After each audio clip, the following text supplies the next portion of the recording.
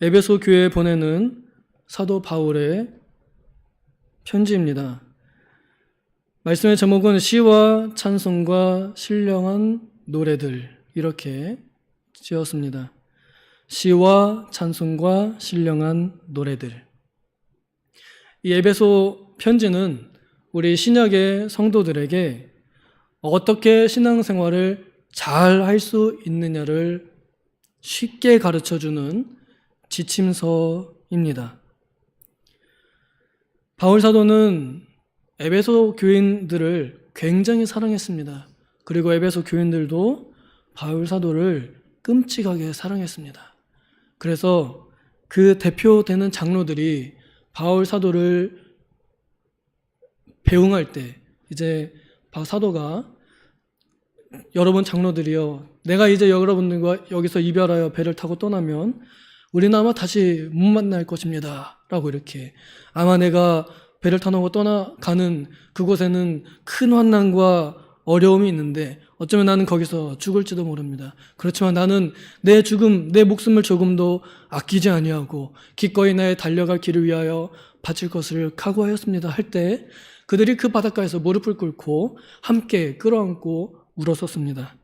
이제 그 바울이 떠나고 나서 이 교회를 생각하면서 그 교회가 여전히 잘 세워지도록 주는 많은 교훈들 중에서 오늘 어떻게 노래해야 하느냐, 어떻게 찬양해야 하느냐 하는 교훈을 우리가 함께 받았습니다.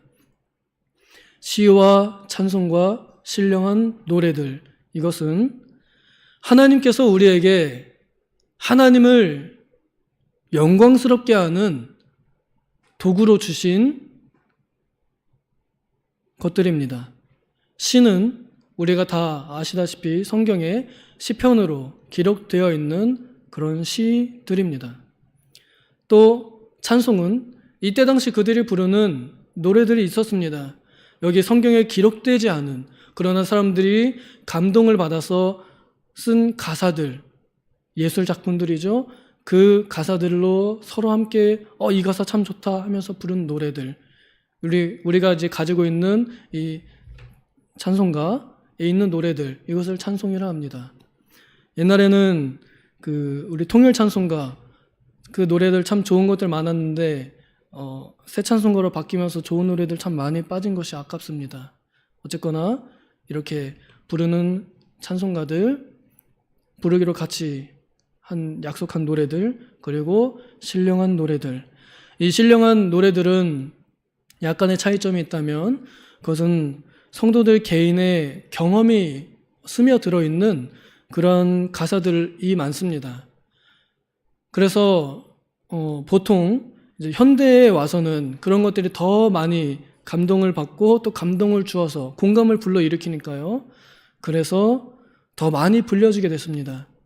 미국에서 부흥운동이 일어날 때 사람들이 깊은 감동 속에 쓴 노래들, 우리가 잘 아시는 것처럼 맹인 여사, 페니 제인 크로스비 여사의 많은 노래들, 이런 두 아이를 잃어버리고 나서 쓴 가사들, 이런 노래들을 함께 부르면서 또한 같은 슬픔을 당한 사람들이 그 노래를 부르면서 마음이 많이 감동되고, 그래서 그 마음이 하나님께로 향하도록 되었기 때문에 비록 그 가사가 혹시 성경에 나와 있는 시편의 가사들과 일치하지 않는다고 해서 그것이 찬송이 아닌 것은 아닙니다. 그리고 그 노래들이 이제는 찬송가가 완성이 된 다음에 CCM이라는 이름으로 우리 한국 교회에도 들어오게 되었습니다. 우리 교단은 무분별한 찬송을 막아내기 위해서 원천 봉쇄하는 바람에 우리는 어릴 때부터 찬송가만 불러왔습니다. 하지만 CCM, 곧 저는 현대성가라 부릅니다. 현대찬송, 현대성가는 지금 이제 현대인들, 이 포스트 모더니즘을 당한 사람들, 그러나 그에 대항하여 하나님의 진리를 지켜낸 사람들이 쓴 노래들입니다. 그 가운데서도, 혼돈의 가운데서도 어떻게 그 마음의 중심을 붙잡고 하나님을 섬길까에 대한 고뇌 속에 쓴 가사들입니다. 그것이 오늘날 같은 시대를 살고 있는 우리들에게 깊은 공감을 주기 때문에 오늘 우리가 찬송가에 수록되지 않은 많은 노래들을 불렀음에도 불구하고 우리는 감동을 받았습니다. 이런 노래들은 바로 신령한 노래들입니다. 제가 여기 처음 왔을 때는 저 역시 그 교단의 세뇌된 사상에 있어서 CCM은 죄, CCM은 나쁜 노래 이렇게 돼 있어가지고 우리 청년들한테 CCM은 나쁜 거다. 거기에는 뭐 어떤 깊은 노래가 전혀 없다. 그냥 찬양합니다. 할렐루야 이것밖에 없다. 막 이러면서 굉장히 비난했던 것을 후회합니다. 그때의 내용을 혹시 기억하시는 청년들이 있다면 미안합니다. 정정합니다. 그런 노래들은 좋은 것이고 그런 노래들은 필요한 것입니다. 특히나 그런 노래들 중에 흑인 연가들은 참 슬픈 배경을 가지고 있습니다. 흑인들은 노예들이었지요. 그들이 노예 생활하면서 풀려날 수 없는 그 괴로움 속에서 노동을 하면서 지은 노래가 흑인 연가입니다. 땅을 파면서 부른 노래입니다. 땅을 파면서 하나님께 찬송했습니다. 그 노래를 하나님께서 안 받으셨을까요? 기쁘게 받으셨을 것입니다. 그 어려움 속에서도 하나님을 잊지 않고 노래했던 그들의 노래, 그리고 심지어 악기가 없었어요. 그 흑인들은 그냥 박수 치면서 몸으로 막 춤추면서 이렇게 찬양을 했었습니다. 그런데 우리가 볼 때는 어땠냐면 그것이 이거는 그냥 인본주의다. 박수 치면서 신나게 하는 것이 무슨 하나님께 영광을 돌리겠느냐. 그 사람이 무슨 이 회개가 있었겠느냐.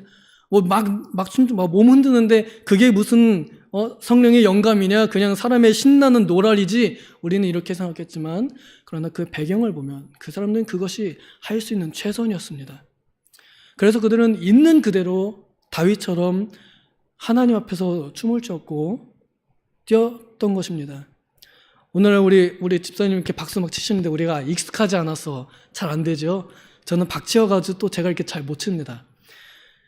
박수를 치는 것, 춤을 추는 것, 악기를 사용하는 것, 다 하나님께서 우리에게 찬양하라고 주신 수단들입니다. 옛날에 무악기파라는 사람들이 있었습니다. 감히 하나님을 찬양하는데 영혼이 없는 나무 따위가 어떻게 하나님을 찬양할 수 있겠느냐. 이래서 악기를 사용하지 않고 영혼이 있는 사람의 목소리로만 노래했던 적이 있습니다. 그때 불렀던 노래가 시편 찬송입니다. 우리 중고등부에서 부르고 있는 시편 찬송입니다. 시편 찬송은 시편 그대로를 노래하는 곡인데 멜로디가 선율이 굉장히 오래된 노래들이기 때문에 아주 잔잔하고 아주 고요합니다. 어느 날 제가 금요일날 여기서 불렀더니 누가 그거 하지 말라 했나 봐요. 제가 굉장히 마음이 아팠었습니다. 아니 여기 성경에 있는 대로 시와 찬미와 시편을 노래했는데 그걸 하지 말라고 하니 뭐 그럴 수 있습니다. 이해할 수 있습니다. 그러나 그것이 잘못된 것이 아니라는 것, 그리고 우리는 그 악기들을 사용합니다. 잘 사용합니다. 시편 마지막 편 150편을 보면 거기에 여러 가지 악기들로 그리고 박수로 하나님께 찬양하라 하고 이렇게 노래합니다. 타악기도 들어가고요, 현악기도 들어갑니다. 하나님을 찬양하는 데 있어서 그 악기가 사용될 수 있다면 그것이 다른 일에 쓰이는 것보다 그 악기를, 그 만물을 창조하신 하나님의 영광을 창조물을 통해서, 우리가 창조물이지만 창조물을 통해서 하나님께 영광을 돌릴 수 있는 것이기 때문에 악기를 사용해서 하나님을 찬양하는 것은 옳은 것이고 좋은 것입니다. 우리 교단은 기타 치는 거, 누가 그랬대요? 기타의 모양이 그 여성의 몸을 본따 만든 것이므로 그걸 안고 연주하는 것은 마귀적인 것이다. 아니에요. 전혀. 성경에 절대 그런 말 나와 있지 않습니다. 오히려 그런 악기를 구원하도록 사람에게 지혜를 주신 분은 하나님이십니다. 그럼 피아노는 왜 되고 기타는 왜 안 되나요? 드럼은 왜 안 되나요? 하나님을 노래하는데 박수는 왜 안 되나요? 그러한 선입견에 우리가 갇혀서는 안 됩니다. 하나님을 찬양하는 데에는 그 어떠한 악기들, 그 어떠한 도구들도 영광스럽게 사용하면 됩니다. 하나님께서 지으신 모든 것이 선하기 때문에 감사함으로 그것을 받아서 하나님께 영광을 돌리면 그것이 선한 일이죠. 그것을 잘못 사용할 때 문제가 생기는 것입니다. 하물며 우리는 하나님께 선을 행해야 할 사람들로서 그런 것들을 정죄하고 비방하고 판단하면 그 만물을 지으신 하나님의 영광을 가리우는 건 아닐까요? 우리는 할 수 있는 대로 어떤 틀에 갇혀서가 아니라 정말로 주께서 우리에게 주신 오랜 신앙의 선배님들이 쓰신 노래들, 꼭 시편 아니라 그 이외에도 찬양들이 많이 있습니다. 모세가 물을 갈라서 건넌 다음에 미리암과 그 여자들이 소고를 치면서 하나님을 노래했습니다. 그때에도 소고 치면서 노래했습니다. 타악기. 그럼 드럼이 왜 안 되나요?